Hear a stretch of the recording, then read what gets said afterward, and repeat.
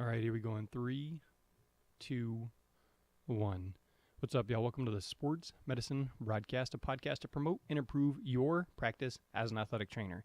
Just an upfront, anything said here today is not legal advice directed at you. Tammy wants to make sure that everyone understands that this is not legal advice. If you ask a question, this is not legal advice.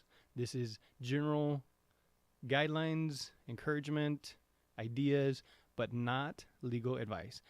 Having that said, out of the way, we'll probably say it a couple more times. Just understand there's no direct legal advice here. This is just general guidelines. Tammy Gaw, an athletic trainer and lawyer, and Joseph Hacker are looking at the practice within your state. So we're trying to help you, or trying to help me, know how to practice within my state, because I looked at the Texas State Practice Act and there were some things that were unclear.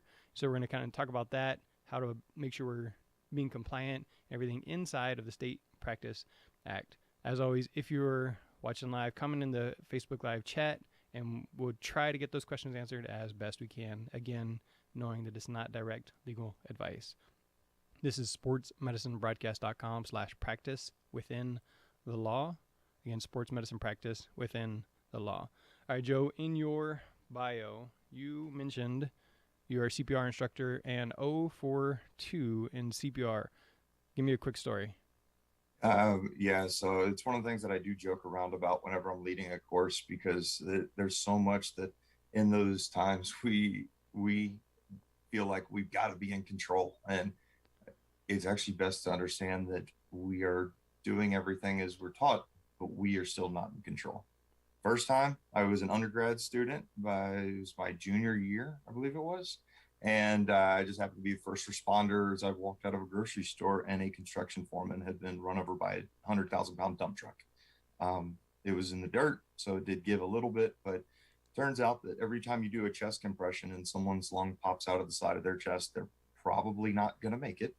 The fast forward a couple years ago, I was in my role at that point as an athletic training coordinator for Ohio, Kentucky, Indiana, and was at one of the football games on a Friday night in which two of our schools were playing. And I'm standing there having a conversation with the team physician, and then we start hearing screams and calls for help, as well as the PA announcer saying we need medics to the home stands.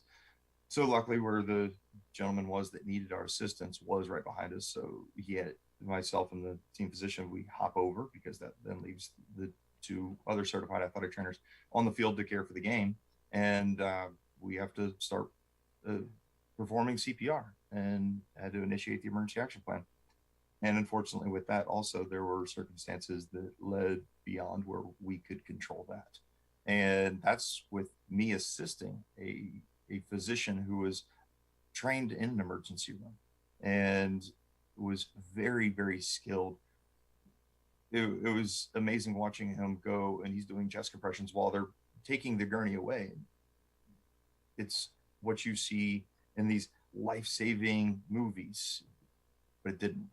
But what was also fortunate about that time was learning about the programs that the NATA has and the AT cares, and learning who some of the folks were regionally that were able to step in, because I was there, but also there were college athletic training students there, and just providing some help in those difficult times. So I use that just to kind of preference, hey, we're in control of a lot of things, but in the end, we're not really in control.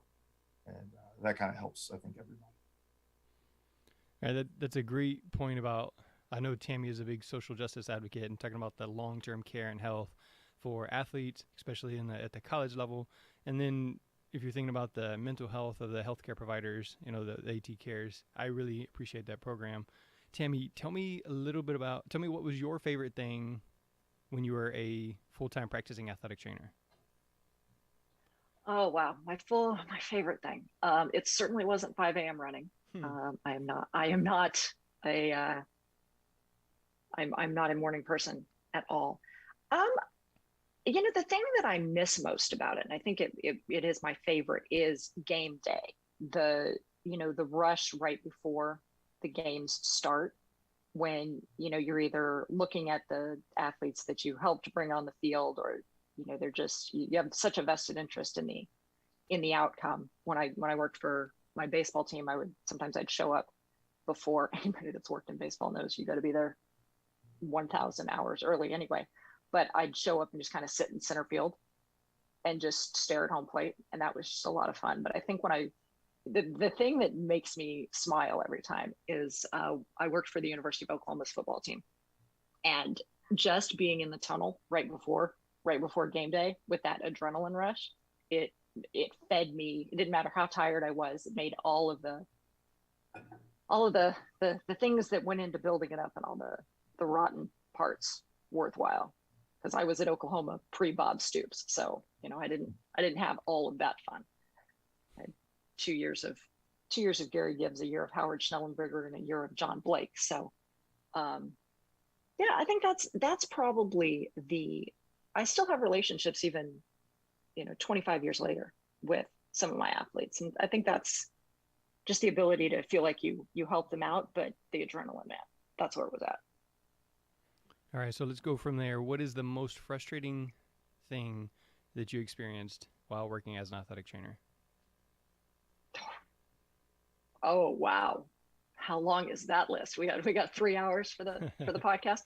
I think it's probably the overarching answer would be the bureaucracy. And I think that's part of what actually pushed me to leave the full-time and go to law. There's something very uniquely frustrating about practicing in the United States when your health care is actually dictated by health insurance. So I think that was probably the most frustrating thing. Coaches that were just pricks were another thing.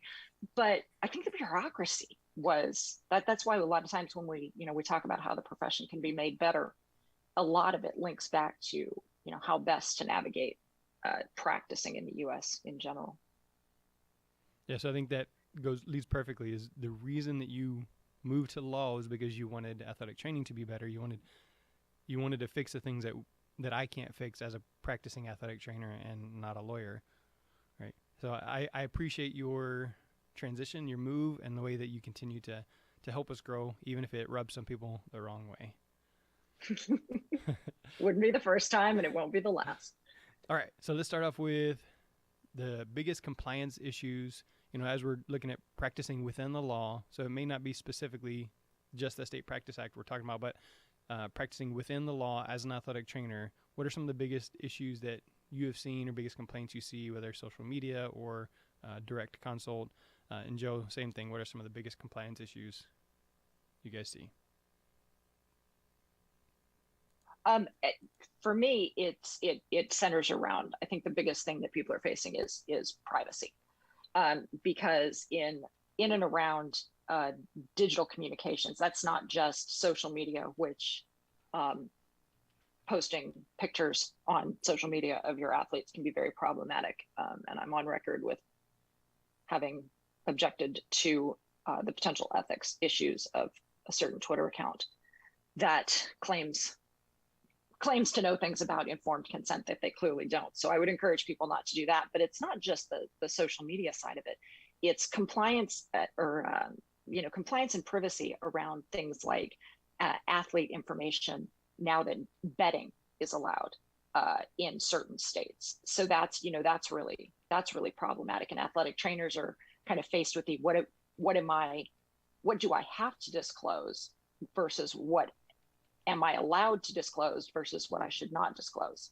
And then the third prong of that is electronic medical records. That kind of issue around it's not just things like the concussion apps or various EMR apps and programs that you use just for your documentation. It's got how are you allowed to communicate with are you allowed to text an athlete? Where does, if you are a HIPAA or a FERPA institution, where does that lie? I think that privacy in the new age is really one of the hardest things. And I think the biggest compliance issue in general that I see athletic trainers facing right now. Okay, again, understanding that this is not direct legal advice, but just recently I took a picture of me performing treatment that I just learned because I was talking about a course that I just taken, and it Mm-hmm. shows basically like from the armpit down on the athlete. Is that an issue? Because there's no identifying information, and I didn't say, hey, this kid or anything like that. Is that an issue? Generally, and it's funny you asked me the one thing, but the thing that lawyers are always notorious for is answering it depends. But this is, this tends to be a little bit, I can actually give a slightly specific answer on that. I, it would be, if there's no identifying marks on the patient, then, you could say this is what it is. But the way that you get around that, or the way that you can help protect yourself, is to get informed consent. I mean, that's, even if it seems, hey, I want to post this. Are you okay with that? And assuming that the athlete is not a minor, which is an entirely different thing. When you're talking about informed consent of a minor, don't do it, because there's an entire set of legal discussions about whether or not minors can consent at all, and whether parents can consent on behalf of minors. It's not a well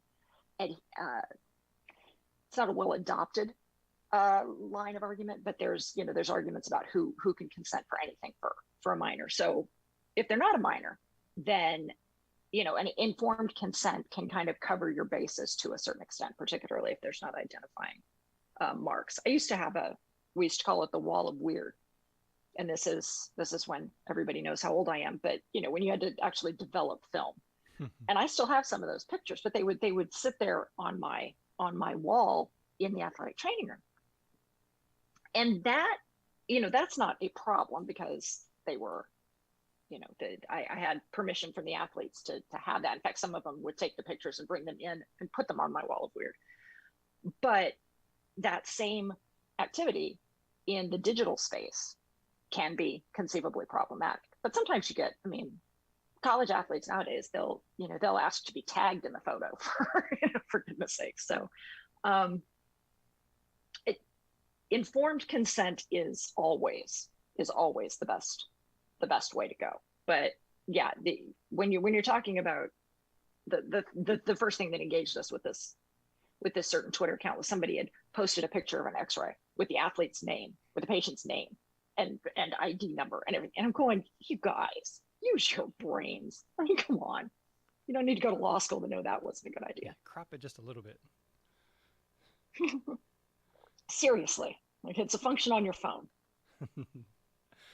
All right, Joseph. So Tammy says privacy, electronic medical records. Those are probably the bigger issues that she sees. What are some of the biggest compliance issues you see? Yeah, and what she says is definitely some of the bigger things that we witness. But I think just for this could be an entry level, this could be a seasoned individual, not having that clear language in state practice acts to really know what that meant, and making assumptions is one of the difficult things.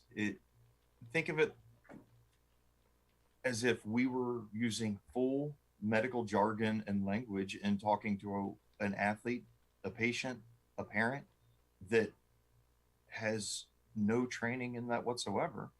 Or maybe they took just a little bit, because we are taught some of the basic verbiage that is legal speak, I guess you could say. But even then, I find it difficult in some of them going through and going, it's so gray and vague, and I understand why it needs to be, but it doesn't really answer the questions. Some of the states that I've seen do a good job in posting, hey, here's some frequently asked questions that we get. Can you, as an athletic trainer, perform dry needling? And it gives you the answer, because ultimately that's helping them and not fielding all those calls. But there's not that easy guide to really guide a lot of individuals through that. But I think where some of the other compliance issues lie, it's actually more broad than just athletic training. And it ultimately is because we're siloed into, we focus so much on what are the medical requirements and regulations within our state, within our profession, and not overall that actually affect everyone as a whole, because it is very difficult to keep up with all of those. And you look at the redundancy that is in the federal uh, healthcare requirements and guidelines. No wonder it's easy to be lost. No wonder it's easy to not be in full compliance. You think about what a hospital system or any other healthcare organization has to do, and their compliance overhead is so great, and they have folks that do this full time. Who's doing that for us as an athletic trainer out in the field, practicing, doing the best that we can, while sometimes having to rely on, okay, is this in, say, my standing orders from my team physician, or is this how it says I should do it in the position statements that the NATA puts out, and go from there. So I think there's a number of compliance issues that fall under that, but that's kind of the overarching that I have seen be the greatest. And now that I'm able to take even more of that 20, 30,000 foot view down, I look back on my career and go, wow, I had no clue. I want to piggyback on that. I think that's a great point. I've done the same thing when I look back and go, what did, and you don't know what you don't know sometimes, which I think is kind of goes to your point of there not being a centralized place that people can go to get answers. And things like, I mean, when you talk about the lawyers are intent on making things sometimes as they're supposed to make it as clear as possible. But you're right when you talk about some of these practice acts. I mean, there are in some states, a licensed health professional differs from what is included in another state. And that's really difficult because you can't necessarily click on a link and say, well, who is considered a capital L, capital H, capital P licensed health professional in this state. And, I think that's a really great point. I use the example of, every lawyer is licensed in a state or more than one state. And within each of those state bars, there's an ethics hotline. And so there's a number that I can call in any state and ask whether or not what I'm doing might be the unauthorized practice of law, violates any rules of ethics specific to that state bar. When I worked with an organization that had a dual presence in California and Arizona, I called both the Arizona and the California State Bar and said, listen, I am not providing legal advice in the conventional context, but this is what I wanted. Am I violating the California and Arizona rules of ethics? And I wish that the NATA, I think that would be a great investment on the part of the NATA as a whole, is to provide that sort of clearinghouse or at least baseline of information. I think that's a great point. All right, so I want to go back to, you talked about medical records. So one of the things that Josh Woodall had told me that he sees as a kind of a compliance issue is, storing the medical records for 7 years and things like that. And then knowing the electronic medical records that they're HIPAA, FERPA compliant. And again, we've had discussions about what is HIPAA and what is FERPA and which one do we use when. So that's not what we're really adjusting here. But talk to me a little bit more about why you said that electronic medical records are one of the compliance issues you said, Tammi. So there's a couple of reasons. First of all, the United States is really behind on data privacy and the rules around it. And so what is okay in the United States would not be okay under GDPR, the data privacy rules in the EU, for instance. And so it's like peeling an onion. So the first thing is to make sure that it's a reputable company. And, hospitals, as you mentioned, as Joe mentioned, they do a lot of work to figure out. They have a lot of their risk management department and their lawyers spend a lot of time figuring out what would be compliant. So, some of that work is done by them. But it's not just a matter of figuring out whether the company itself is fine. But then when you talk about whether or not that really does what it needs to protect patient data privacy, is another question. And then when you get into how are you putting that information into what is essentially the cloud? So you're talking about not only the end delivery location, but the delivery portal as well. And so if you are hooked to the school's Wi-Fi, for instance, is that secure enough to, for the uploading of that kind of information? So, if you're using an app, are you using that app on your phone? Is that your personal phone? Is that a phone provided to you by the school? How secure is that phone? What happens to that phone when you go? Does that turn over to the next person? There are a lot of electronic things like that the medical profession as a whole hasn't really caught up with, but that athletic trainers, are on the front lines of as well. And when you talk about the 7-year issue, one of the things that I've had several athletic trainers bring to me as a concern is when they're, you talk about the best way to protect yourself is documentation. So you document. Well, let's say you end up 5 years later getting, it's a little out of the statute of limitations. Let's say 3 years later, you end up getting sued for treatment that happened while you were at an institution 3 years ago that you're not at anymore. Well, ordinarily you would think, well, I'll just look back at my notes, but what are the problematic aspects of you taking notes with you? So you can't, you're somewhat in limbo because you're being asked to provide information or answer for treatment that you did that you may not remember. And where are those records? And are you allowed to have access to those? That kind of thing. It's just you can't just photocopy it and bring it home with you. That's not going to be compliant. So I think that's, when you talk about the electronic medical record, those are some of the big ones that, when people are asking me questions, those are the ones I see consistently over and over again is what do we do about that? And the problem is that there's not really a great answer, because if let's say there was an issue with an athlete that happened when you were working in Texas, but now you are at a high school in Oklahoma. What are the difference in the rules between Oklahoma and Texas? I mean, it's just, this is why, and I love lawyers, but my God, it is really problematic, because this is why they make the money. This is why trial lawyers make the money, is because there are no good answers to these questions. And so it's incumbent on the athletic trainer to do the best they can, to be as up to date on best practices as they can, and to, at any possible opportunity, engage whatever risk management or administrative department is involved in these decisions.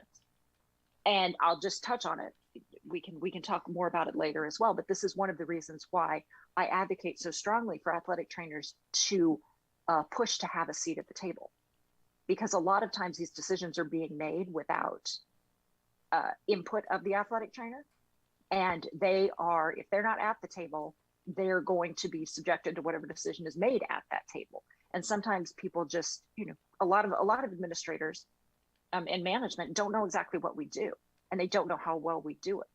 So it's one of the reasons why I advocate for athletic trainers to be involved in these discussions as often as possible, because our perspectives are sometimes unique and they're always valuable.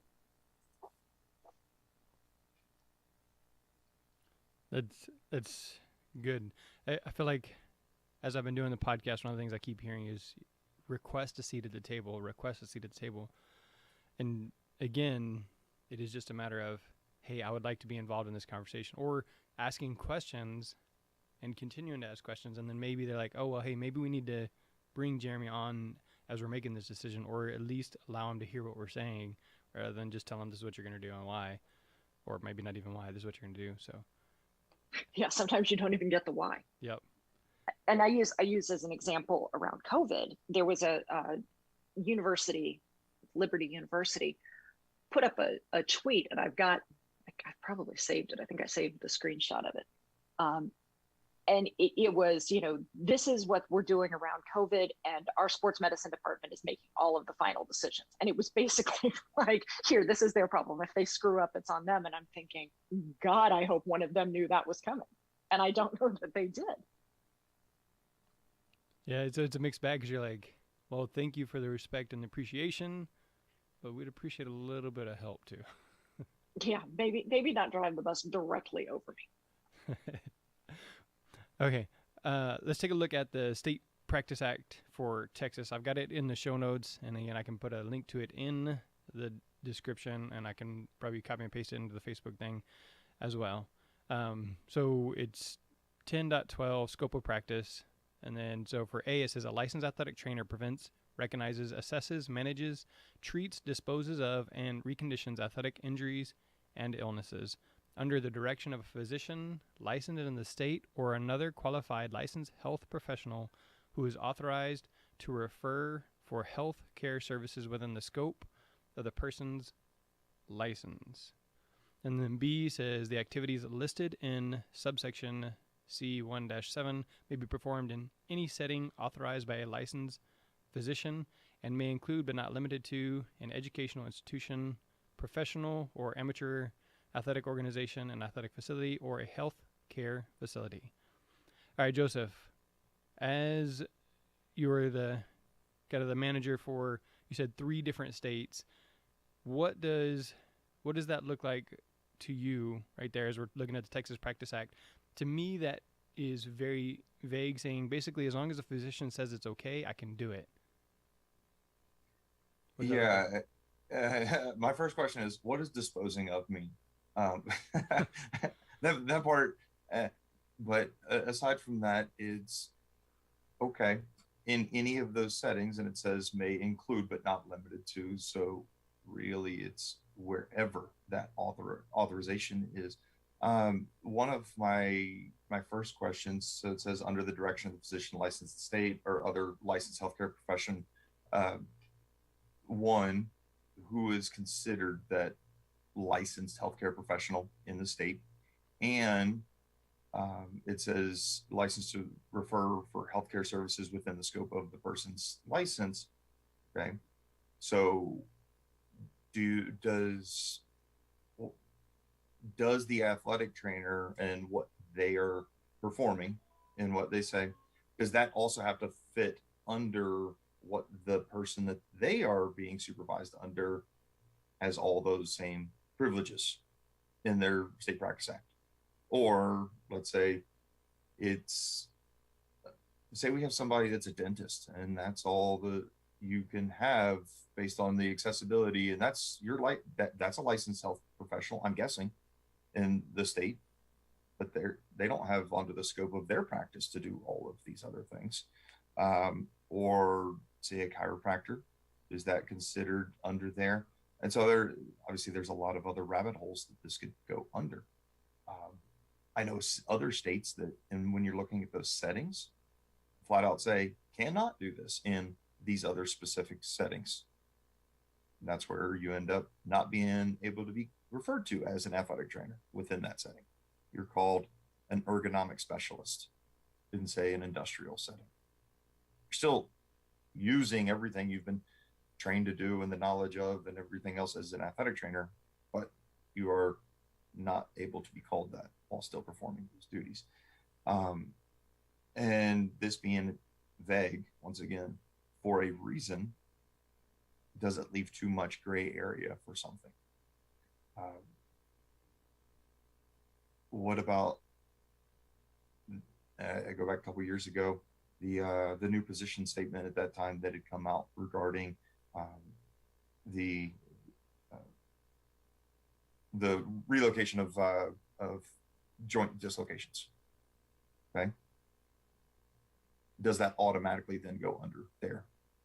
Or in the state of Texas, and I haven't been able to, like I said, review all of it, is that regularly evaluated by the physician, or is that just kind of out there? Is it just a general standing order that's also very gray and vague for a reason? and this might be something that Tammy can help on. If it's gray like that, and there is that position statement that's out there, is it better that it refers to it in like a written standing orders from the physician or not? Meaning if the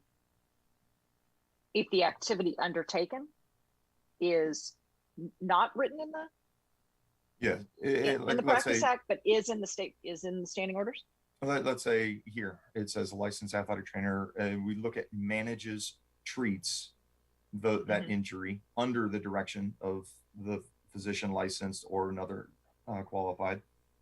Well, with relocating a glenohumeral joint dislocation, and there's the position statement out there, and it says that also says in a quick summary, hey, make sure that you're trained to do so and that you have the okay by your supervising physician. Okay. Do you then have this little amendment at the end that says, okay, this is vague, and then here's the things, and we're okay with you relocating these joints, but maybe not an ankle or a knee? I mean, I can see that, because there is a definitive difference between, relocating a shoulder and relocating an elbow, where you might be, potentially putting the ulnar nerve at risk. And that's the one that I use all the time for people's examples. We're like, nope. Unless there is a really good reason, that needs to stay out until there's some sort of radiological look at that.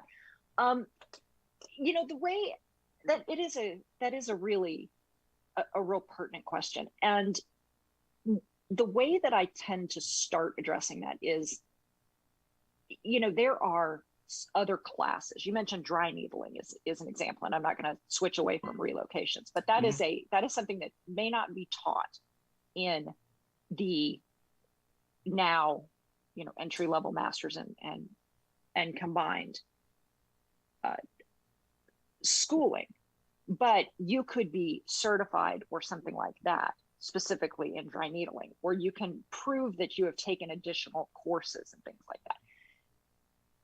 That then can back up the idea that you are qualified to do something. So that, the not stepping out of what you actually know is a real key thing. So it could be that having a list, it does help some people to have a list and say, well, you can relocate these joints and you can't relocate these joints. Sometimes that bright line rule is fine. But let's say it's a finger, if we just get really simple with it. And there are, athletic trainers that have relocated hundreds of fingers. And then there's an athletic trainer who's never relocated a single finger, someone who's been practicing maybe a month on their own. I would not recommend that person be like, well, I'm allowed to do it, so let's just give it a shot, kind of thing. So the bright line rule can help sometimes, but it's also incumbent on the athletic trainer to not outkick their coverage and not just assume because they are allowed to do it that they know how to do it. Because, with very rare exception, you're not going to get sued for not doing something that you are not qualified to do, if that makes sense. Absolutely. I think that's one of the difficult things, and it goes back to the compliance. Just because we're trained to do a lot of things doesn't mean we can do a lot of things in said states. Yeah, and you really hit it on the head, where the people that are writing these things don't necessarily know what it is that we're trained to do. And so I'm sure whoever wrote Texas is thought that licensed health professional who's authorized to refer for healthcare services within the scope of that person's license. They were like, that covers everything. That's great. And it does. It has all of the issues that you mentioned and more when you peel it back. And I hate to use an example not outside of Texas, we're looking at this one, but gold standard for heat illness evaluation being a rectal temperature. Well, in the state of Kentucky, that's considered invasive. And just until recently, where they signed a new law that's now allowing for some revisions to happen, that hasn't been completed by the Kentucky Board of Medical Licensure to outline more of what that is, what that looks like. So we're left in a position that still, even though gold standard being that is outside of our scope of practice, say in the state of Kentucky. But for me, in my role when I was the coordinator, I was licensed in 3 different states. Okay, but I can go right across the river from, say, northern Kentucky to Cincinnati in Ohio, or right over in Indiana very easily, and be able to perform that, now acting under those that state practice act, that scope of practice there. But hey, it's nice, but it also makes it even more difficult when you live in an area that you can go not just in your state to practice, but within a 30-minute period. That's always fun, trying to remember what state am I in and what am I allowed to do and not allowed to do right now. Well, that was, I mean, I spent 10 years in Los Angeles before I moved to DC. And I remember the very first time that I drove from DC to New York, and I was fascinated by the fact that I had crossed like 7 states in 3 hours. This is amazing. You can't even get to the border in this long.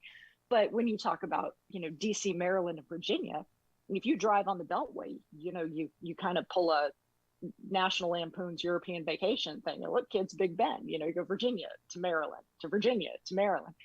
And when to use, I mean, I hadn't really thought to bring this up, but a few years ago, I was the vice president of the organizing committee for the World Police and Fire Games, and that's got, there was 10,000 athletes from all over the world came to Northern Virginia. And that meant staffing essentially an Olympic size event with athletic trainers. And there was a significant amount of work that had to go in to get athletic trainers from Maryland and DC and Pennsylvania and Delaware admitted to be able to practice in Virginia in order to show up and provide medical care for all of these athletes. And, it was, and some of them, they work in Virginia, or they live in Virginia, they work in Maryland, but then they had to get requalified in order to come back and work 10 minutes from where they live. So you're completely right. When you're on a border state like that may have completely disparate rules and regulations, that is really problematic. So I want to ask real quick, in the standing order, going back to Joseph's question, what is disposes of in athletic injury or illness? Does that mean something in legal terms different than what it does not? It does not mean anything. I mean, not in. I actually laughed. I was muted, but I laughed when you said that, because it is. I suppose one could use it in sort of an arcane term of getting past or dealing with or whatever, but it is a lovely addition to that sequence. All right, so then now we're talking about the border states, and you guys mentioned earlier, having some sort of Cliff Notes version, and there's currently not any sort of clear-cut way on how to do that. So what are some of the ways that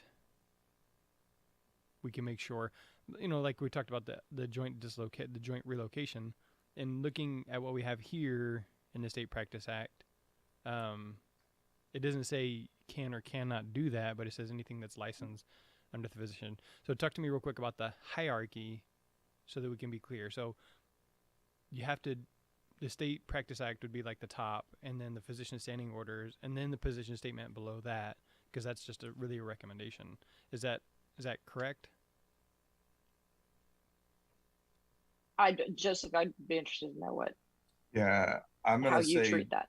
I'm going to say, yeah, it's going to be that Practice Act, because that is specific to you and your license in the state.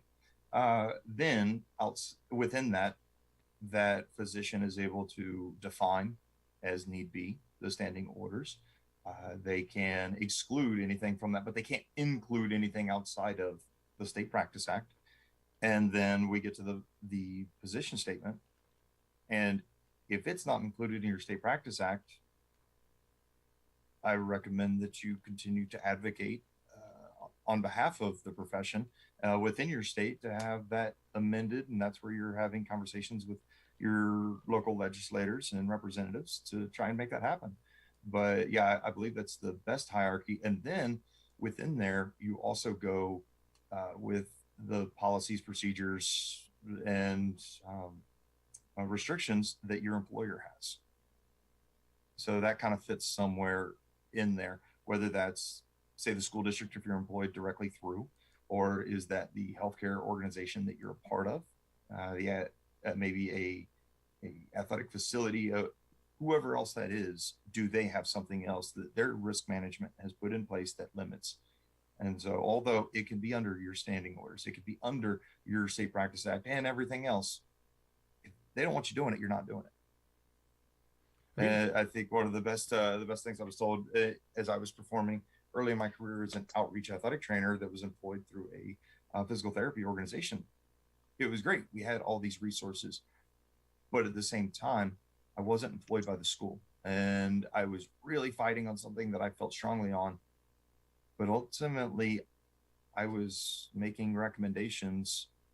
I didn't have the authority as an employee of the school. And that's something that I just kind of had to remember. And I documented and did my full CYA that way, but I didn't have the authority. So that also fits somewhere in there. I'm not exactly sure where, but it is in there. No, I think that's exactly right, because there usually a hierarchy would start with more general and get more specific as you went down, sort of being able to funnel it down until you got a clearer answer. And some states that does work that way. But to your point about the risk management side of it and the individual rules, that is very important, because when you're a contractor, if you're not considered an employee, that can be problematic, and it kind of freaks some institutions out, because their insurance policies are set to cover certain employees, and their policies are in some ways dictated by what their insurance coverage will include and or exclude. So, there is, even if your State Practice Act says that you are allowed to do it, or doesn't specifically say that you're not, the individual policies of the institution that employs you, or the institution under, who contracts to your employer, they may have their own specific rules that you are absolutely bound by. Because if what you don't want to do is get sued and nobody is, the insurance company is not going to pay to defend that lawsuit because you acted outside of the policies and procedures.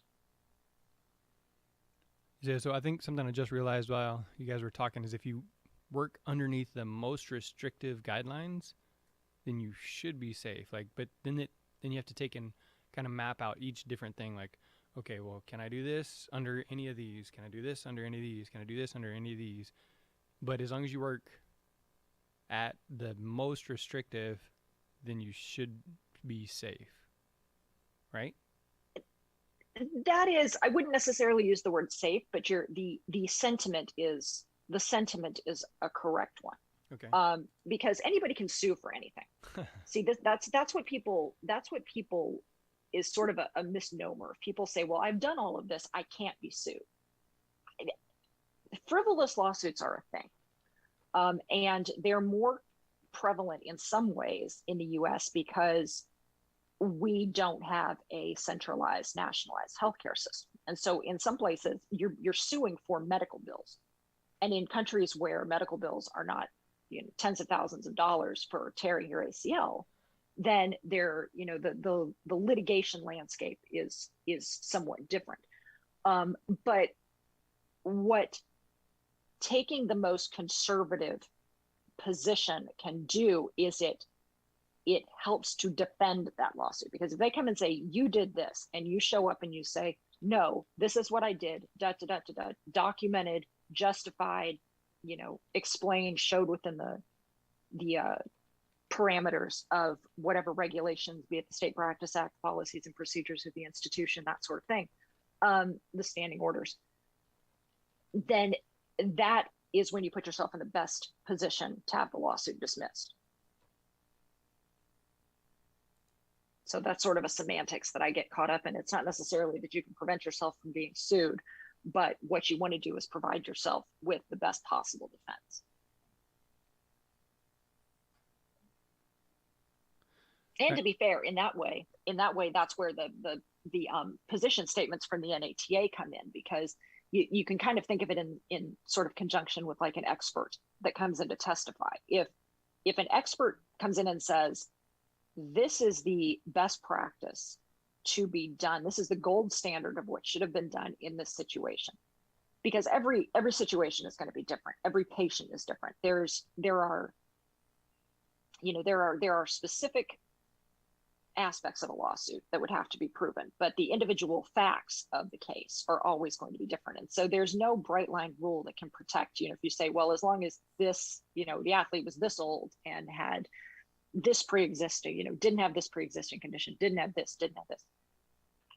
What you want to do is just know that all the facts are going to be slightly different. So a position statement, which to Joe's point, when they talk about things like, the rectal temperature as the gold standard, that's one that comes up quite a bit, because the position statement says that's the gold standard.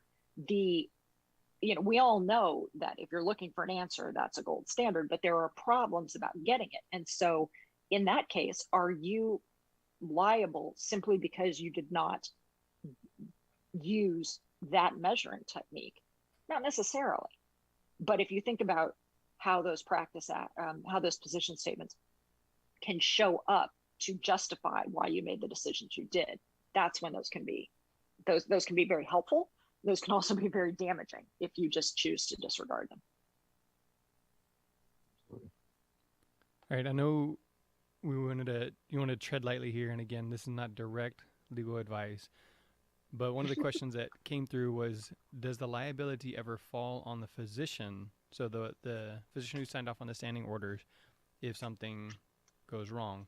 And kind of what I'm gathering from what we just talked about with the State Practice Act, the local policy, the standing orders, the position statements, is if you have taken the most conservative path, you've done the things correctly according to what your guidelines are, then you should be well defensible, provided that you either have your personal liability insurance or the employer insurance. Preferably you have both, because what I've heard once is that the employer insurance is going to take care of the employer first, and then you secondary. And I'm not 100% sure that's accurate, but does the liability... Oh, that is absolutely accurate. Okay. So does does the liability ever fall on the physician? It can, if it's completely possible for a physician to act outside of their scope of practice. So, that goes to your point about doing due diligence. If you're looking at the standing orders and, the physician, I can't even think of a good example that would be just so out there. But if there's something that physician says you're allowed to do and you're going, I don't even think you're allowed to do this. If a podiatrist tries to tell you you're okay to start a tracheotomy, you might want to ask whether or not that podiatrist is when the last time was they held a scalpel that way. So it certainly can, but to your point, it won't defend you by saying, well, they told me I could do it, if there's an argument to be made that even a baseline level of due diligence should have given you a red flag that was definitely not something that you needed to do. And I think sometimes I can think of specific cases where for certain treatments, an athletic trainer might actually have more experience in something than a physician would, depending on what that physician's specialty or practice is. So that creates an entirely different dynamic. And that's when, communication and documentation and getting things in writing, if you're looking for a question, don't call up and make a phone call. Have a phone call, get your answer, and then just proceed to go off. Memorialize that conversation and make sure, that you have that CYA protection as well. I think to piggyback in there just a little bit, it's this brings up the absolute importance of the relationship with that signing physician, and that you have an Absolutely. opportunity to educate them regularly and and really help review what is your current scope of practice within the state, and audit that signing those orders, because they may be under the assumption that more can be done, but they can also be under the assumption that you can't do as much as you actually can.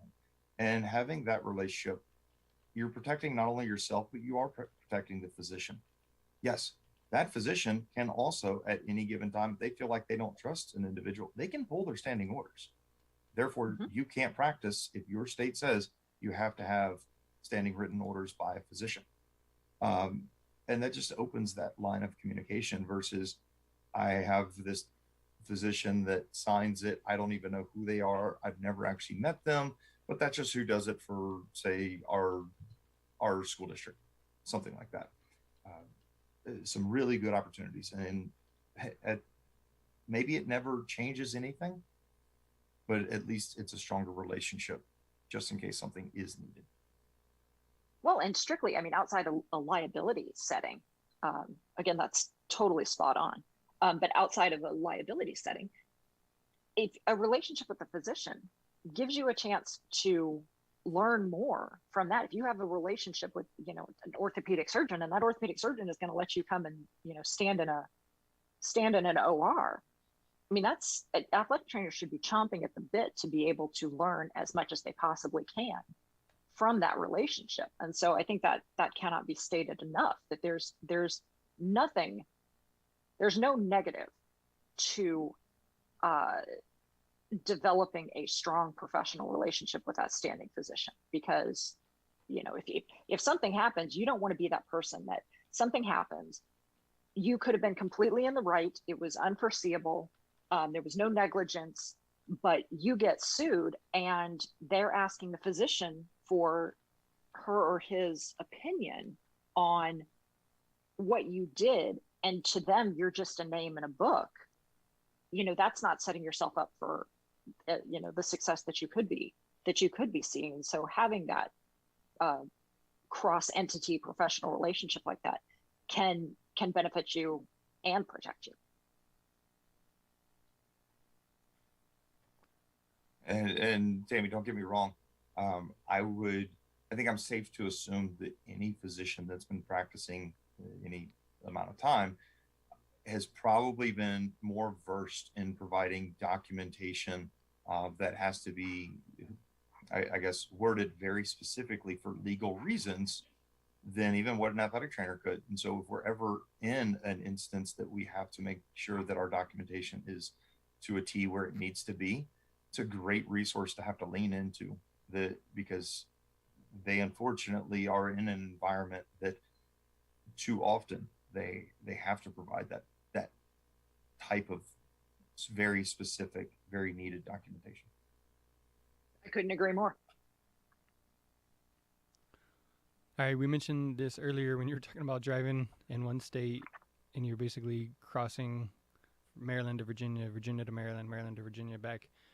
All right, so talking about crossing state lines, I know there was last year, the year before, the Practice Act, or the legislation that allowed you to cross the state line and work as an athletic trainer with your team. So speaking of like Roland at the Houston Texans, he can go to Miami or to wherever and work as an athletic trainer with his team without having to be licensed or get that other stuff in all the different states, as long as he's with his team. So talk to me just a little bit more about some of the things that athletic trainers really need to know if they're crossing a state line. Here's a good question. So you're going and so I'm going to follow up your question with a question, really. And this, I'm unfortunately going to point at Tammy a little bit. Yeah, let's say you're with your team and you're, as an athletic trainer within your state, you're taking care of your team, but maybe there's an away team that comes in. Yes, you are able to take care of them within your state practice act. But now let's say I go with my team and they're going to host a tournament and it's winter. They're going to host that tournament in another state because seasonally they can. And they're the host school. And for that The host school is also who provides the medical coverage, and I go. Am I still within my practice act now for my state? Do I need to look at becoming licensed in that other state because I would be the medical coverage for another, but I'm outside of my state lines? Because traditionally, going outside my state lines, I wouldn't also be required to take care of other teams and organizations. I'd be there to service mine.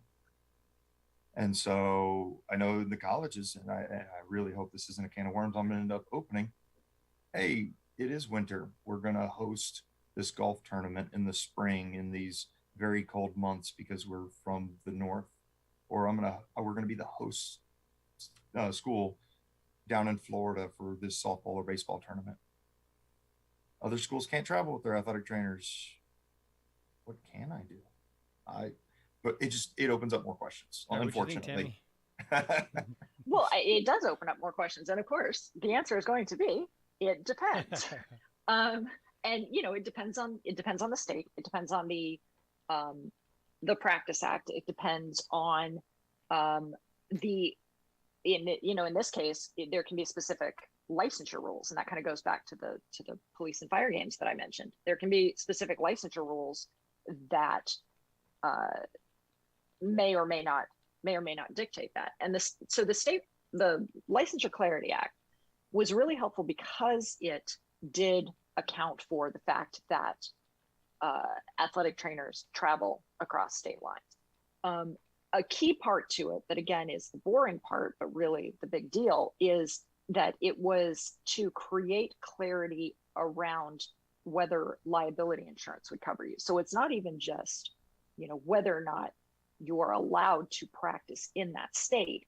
It's if something happened, and let's just take it real simply, if you're with your team treating your team and something happens in another state, will the liability insurance cover you because maybe that coverage is only written for Texas and not for Oklahoma?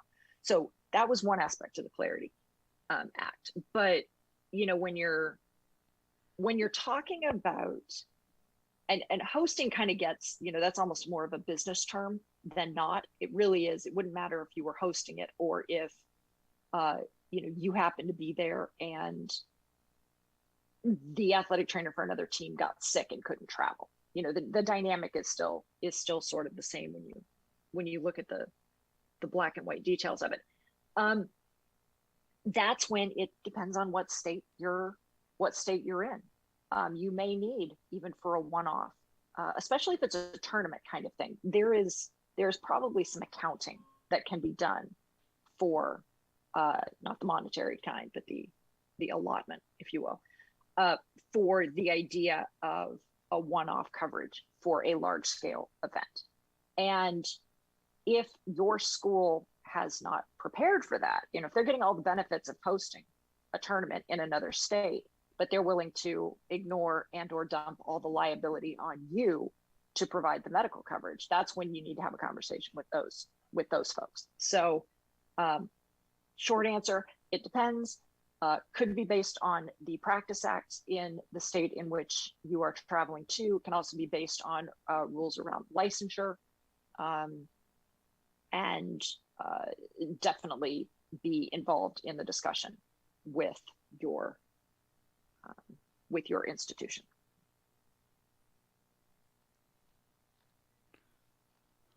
All right, I had another section highlighted in the Practice Act, but I think we've kind of covered it. It says a licensee shall not provide healthcare services which are not within the definition of athletic training in the Act, except in accordance with the state and federal laws and rules applicable to the provided services, including but not limited to Occupations Code, Chapter 157, relating to a physician's delegated authority, other licensure laws, and laws relating to the possession and distribution of controlled substances. Okay, so that seems super confusing. Like, hey, you can do this except for this unless somebody else tells you something different. So offer me a little bit of clarity there. That's what you call in the business a catch-all. Yeah. And if you don't mind, I'm going to step in just from more of the lay, because I'm not a lawyer by any means. Looking at that, yeah, it's a lot. Looking at it, it can be very confusing. It is a catch-all, though, from what I see, in that they're basically just trying to say things could eventually fall under this, but first and foremost, don't try and have an athletic trainer doing anything that would put them in possession or distribution of any type of controlled substance. Anything that's a Category 1 type drug, don't even go there. But this, we could just go ahead and keep this in because other things eventually could fall under there too. Yeah, he's spot on. Joe called that. It's the we don't know what we don't know. See, it's the unknown knowns or the known unknowns, which, like we said earlier, can be helpful or it can be a hindrance because that is not a particularly helpful paragraph. And so, does it apply? Should we assume it applies super broadly? How do we interpret that to make and or modify any of our decisions? And there's no good. I don't know what the Texas Occupation Code Chapter 157 is off the top of my head. So it says related to a physician's delegated authority, but I don't know what it is specifically about that chapter that in any way broadens or narrows the rest of this act. So it's kind of like it's reading these practice acts sometimes can feel like a choose your own adventure novel, where you get to a certain page and they say, well, please see section, this applies except for section 42. And you turn to section 42 and they're like, so this applies except in relation to section 113. And then you go to it and you're going, I mean, at that point, you're taking notes that look like a murder board, just ties everywhere. So, Joe called that. I always tried to, or for a long time, I've compared it to reading some of this is like the first time trying to read the Old Testament in like an old King James version and telling what family tree somebody came from and making sense of it. Like, wait, and then who? No, I'm just lost 3 sentences in. Yeah, that's fair enough. You're just waiting for the word begat to end up in one of these acts. Okay, so I think that's good because that does help me understand that that's just saying like, hey, there's stuff that's going to come up. But like you said, there's so much. It is a choose your own adventure. And I think that's a big part of the reason that so many people don't understand what their state practice act is, because it says this is the situation except for this, this, and this. And then you have to do a whole nother, month-long study on what this, and this are. So, respectful of your time. I know Tammi is big time on the radio with Australia and everything like that. She's got calls coming in around the world, and so, Tammi, if someone wants to reach out to you, the best way to get a hold of you is. You can either find me through my website, Advantage Rule, like the soccer rule, or you can find me on Twitter at Tammi Gaw, and those are the easiest ways. Those are the easiest ways to find me. But this was a good discussion. I'm always happy to be conversing with people that are very experienced in some of these practice acts. I actually want to ask a question of my own. Okay.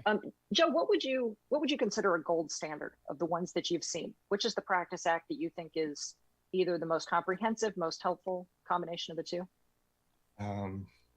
That's a great question. And unfortunately, the moment that they're published, something comes out, something changes. There's new research. So I don't know if there is one at this point that is so much better above and beyond the rest of them. But that's where, yes, that is that foundation. But no, it's going to change. And I was just talking to one of our staff members the other day, and one of the things that I have one of the copies from the 1940s of the Trainer's Bible.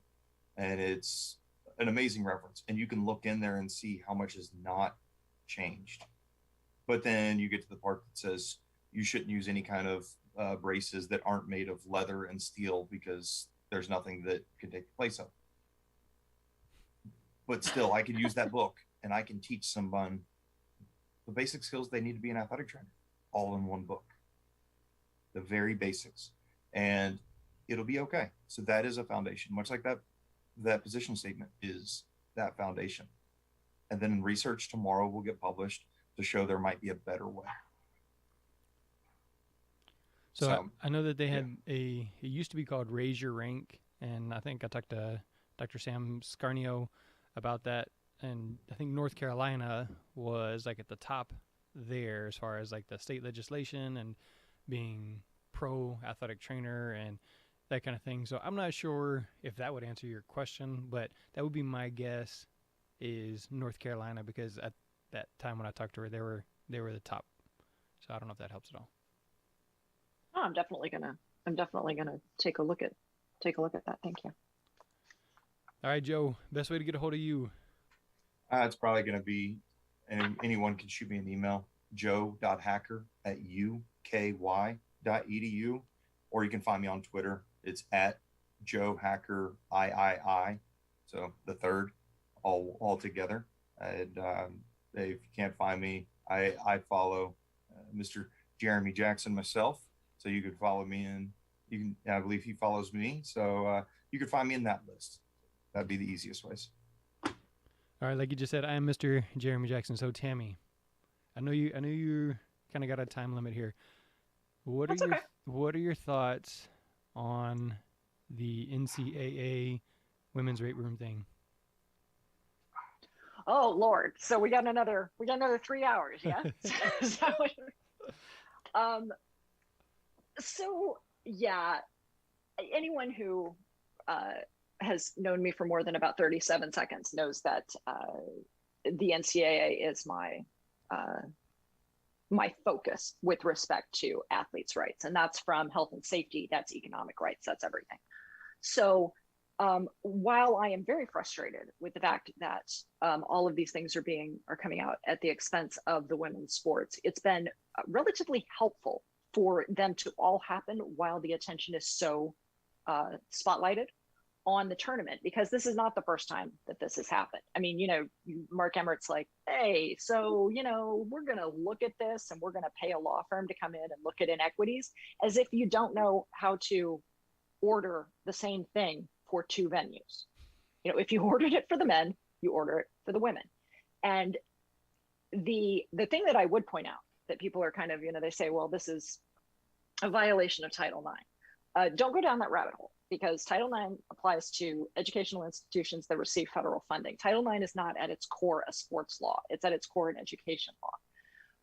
And there is jurisprudence, a court case, Smith versus NCAA, I think it was 1999. I think we can thank John Roberts. I'm fairly certain he argued it.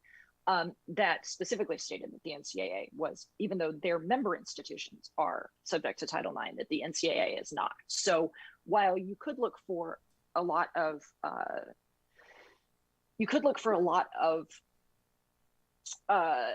enforcement allegations to happen against the NCAA, it's probably not going to happen under the Title IX umbrella. But yeah, they're so good at the own goal. It would not have been that hard to just order the same thing. The swag was another thing. The food was another thing.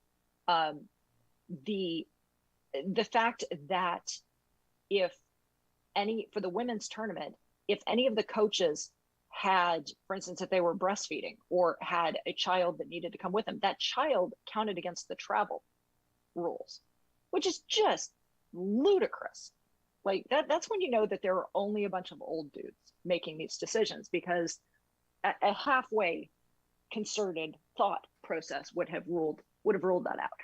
But yeah, it's the NCAA was created in 1905 as a result of head injuries in football, and 115 years later, they're still not focused on the athlete health and safety. So I'm personally happy to watch them get dragged up and down Indianapolis and San Antonio roads. I'm perfectly fine with that, because the rights of the athletes, off whose back a whole lot of people make a whole lot of money, is not being paid attention to.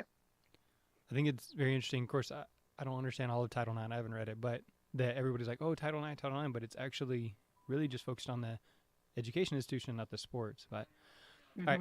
So Tammi, what do you think is the best resource if someone wants to find out more on their own? And then Joe, same question. Top resource for finding out more about the the State Practice Act, or practicing within the law. I think if you're looking specifically at your state, turn to your local organizations. So you may have that state athletic training association or society, but even then, there might be some really good resources. And one that I liked a lot because of the situations that I was in, being so close to 3 different states, there was even a greater Cincinnati that it had from each side of the river, and it kept up on local issues. So if you did cross the border, but yes, as much as the NATA has out there, it's not always specific to us. So look to the state organizations, but also do some investigating and find out the things that are beyond that, and break down that silo.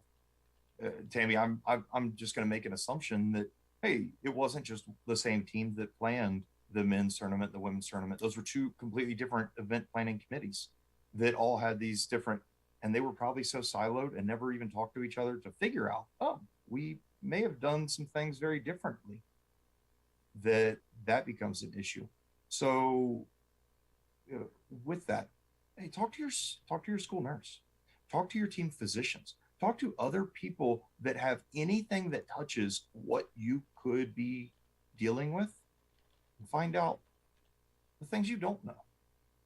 Break down that silo. Talk to those other organizations.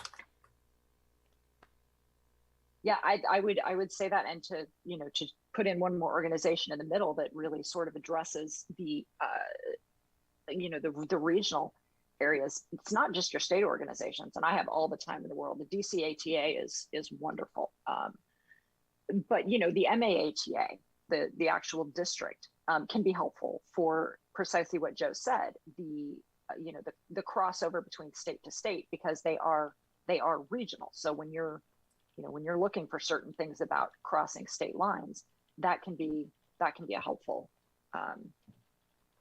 resource as well. And I wish I was willing to give. I had it in me to give the NCAA even a modicum of a pass on that, but it's not like this is the first tournament they planned. I mean, there's they didn't just pull this up. In fact, this year it should have been easier. The idea that it was happening in a bubble should have made it more clear and easier. So what you're really seeing is that they just didn't care. The ultimate decision makers just didn't care, because they specifically withheld the use of March Madness from the women's tournament.